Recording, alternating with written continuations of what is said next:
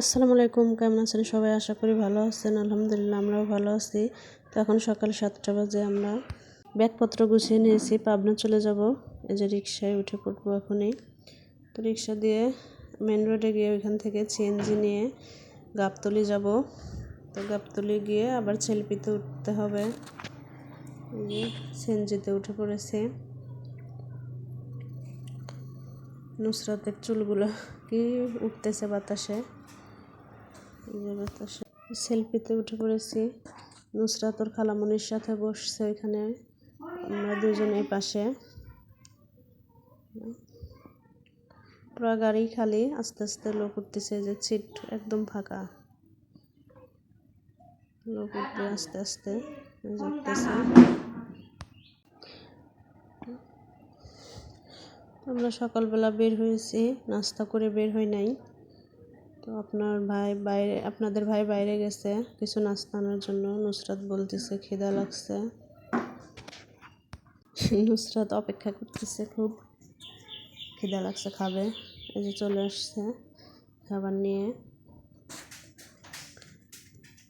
এখনই ও খাওয়া শুরু করবে।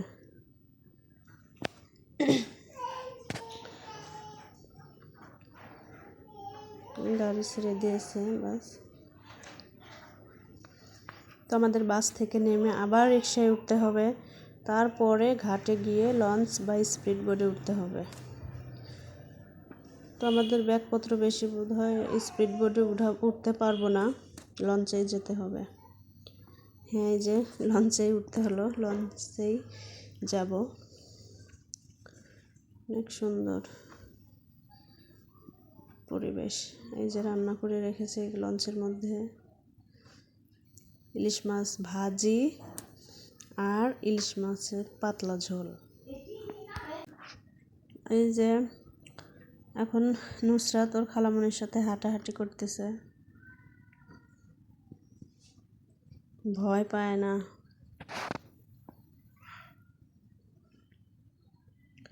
অনেকেই বাইরে দিয়ে হাঁটাহাঁটি করতেছে, লঞ্চ ছাড়াটা লেট হবে এই জন্য।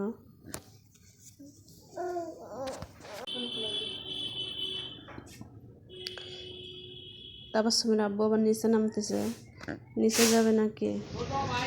এই যে নুসরাত কি হাঁটাহাঁটি করতেছে, হাঁটি হাঁটি ওর খালামনির কাছে যাচ্ছে, একটু ভয় পায় না? আমারই তো ভয় লাগে।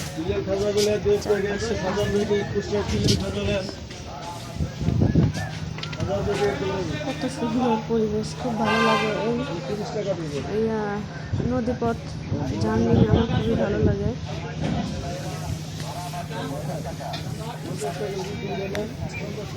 সুন্দর বাতাস, রোদও আছে,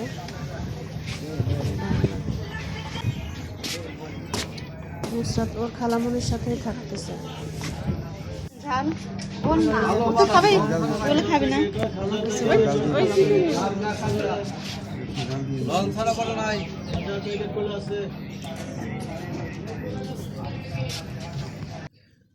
কত সুন্দর পরিবেশ, খুব ভালো লাগে।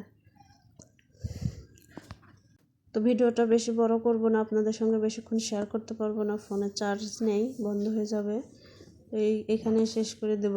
এই লঞ্চ থেকে নেমে একটা রিক্সা নিয়ে আমাদের বাড়িতে চলে যাব।